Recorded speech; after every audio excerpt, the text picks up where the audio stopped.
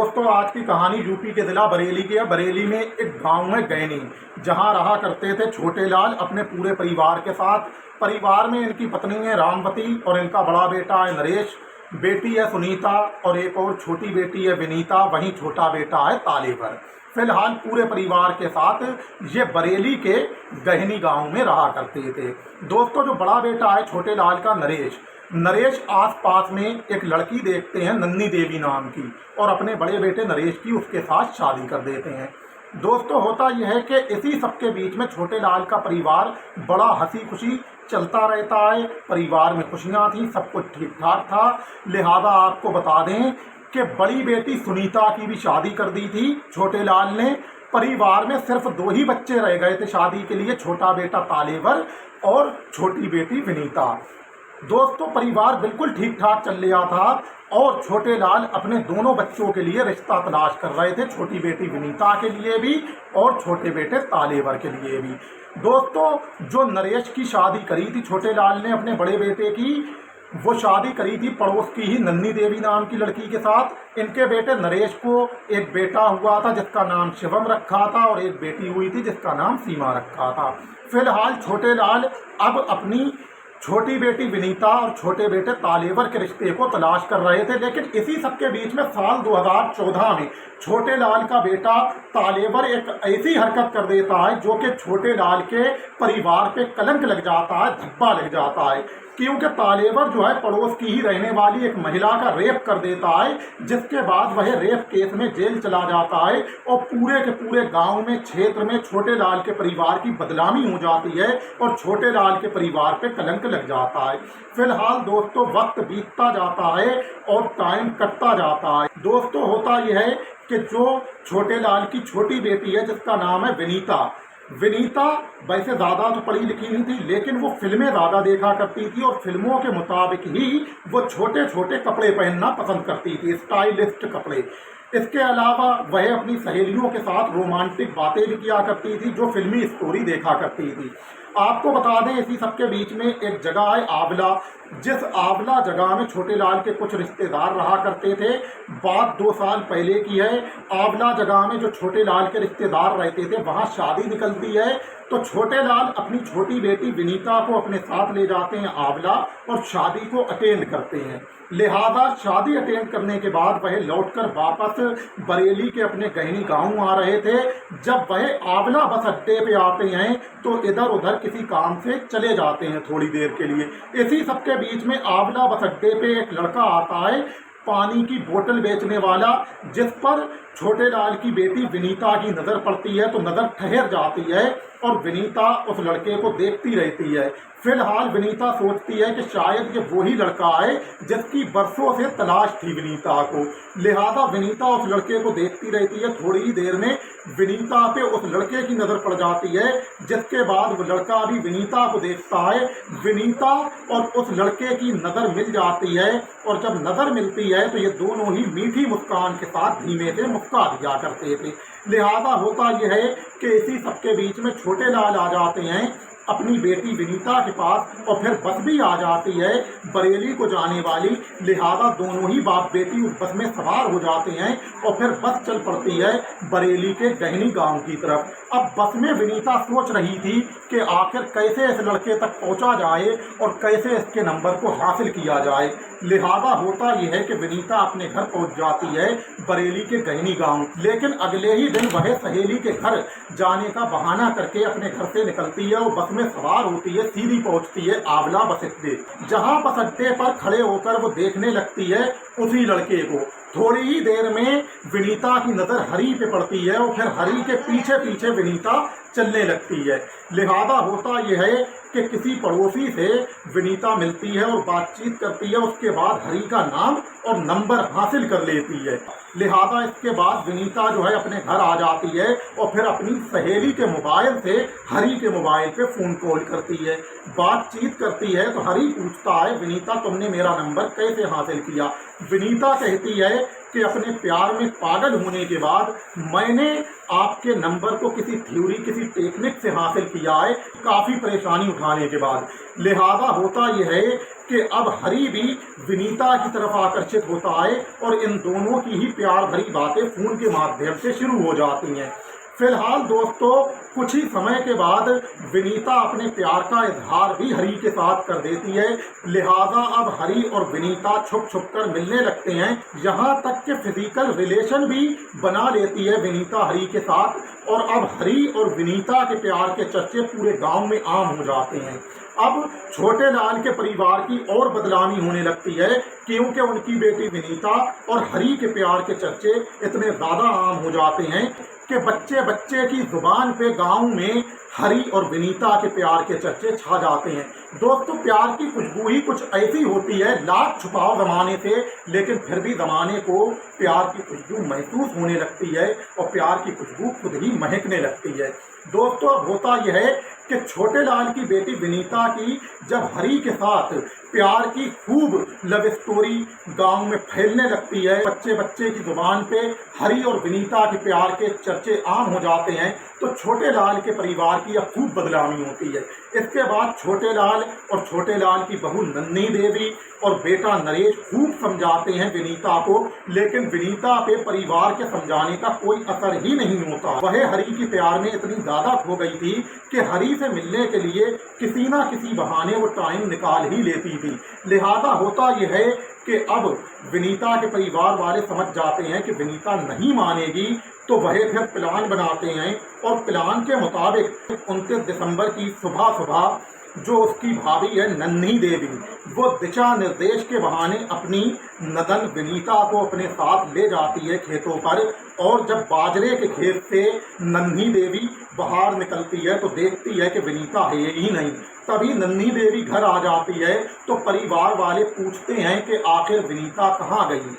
तो नन्ही देवी कहती हैं कि मैं जब बाजरे के खेत से बाहर निकली तो मैंने देखा कि विनीता है ही नहीं, तभी मैंने सोचा हो सकता है विनीता अकेले ही घर चली गई होगी, इसीलिए मैं भी घर चली आई। लिहाजा विनीता के परिवार वाले खोजने में लगते हैं विनीता को। और जनाब आपको बता दें कि विनीता की भाभी नन्ही देवी अंदाज लगाती है कि हो सकता है विनीता किसी सहेली के घर चली गई होगी।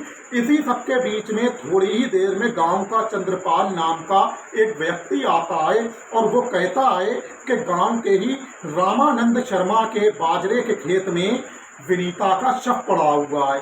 फिलहाल इतनी बात जब चंद्रपाल के मुंह से सुनते हैं विनीता के परिवार वाले तो भागते दौड़ते फौरन ही रामानंद शर्मा के बाजरे के खेत में पहुंचते हैं और विनीता के शव को देखकर रोने लगते हैं। थोड़ी ही देर में गांव वाले भी इकट्ठा होते हैं, समाज भी इकट्ठा होता है, ग्राम प्रधान भी वहां पर आ जाता है। लिहाजा होता यह है कि अब कोई व्यक्ति अलीगंज थाने में फोन कॉल कर देता है थाना प्रभारी विशाल प्रताप सिंह के पास। लिहाजा होता यह है कि थोड़ी ही देर में थाना प्रभारी विशाल प्रताप सिंह भी दल बल के साथ पहुंच जाते हैं रामानंद शर्मा के बाजरे के खेत पर। दोस्तों रामानंद शर्मा का जो बाजरे का खेत था ये छोटे लाल के खेत के पास ही में था। फिलहाल अब वह देखते हैं थाना प्रभारी विशाल प्रताप सिंह और शव का निरीक्षण करते हैं तो देखते हैं कि विनीता के पेट में गोली लगी हुई है और गोली किसी ने बहुत पास से मारी है। इसका मतलब ये है कि विनीता गोली मारने वाले को जानती थी और विनीता की उससे अच्छी खासी जान पहचान थी। फिलहाल होता यह है कि अब शव को सील करते हैं थाना प्रभारी विशाल प्रताप सिंह और भेज देते हैं मोर्चरी पोस्टमार्टम के लिए। उसके बाद जांच पड़ताल में लगते हैं और फिर छोटे लाल की तहरीर पर 4 लोगों के खिलाफ हत्या की धारा 302 के अंतर्गत मुकदमा दर्ज किया जाता है। इन 4 लोगों में नाम लिखाए जाते हैं इंद्रपाल, हरपाल, उमाशंकर, धनपाल के।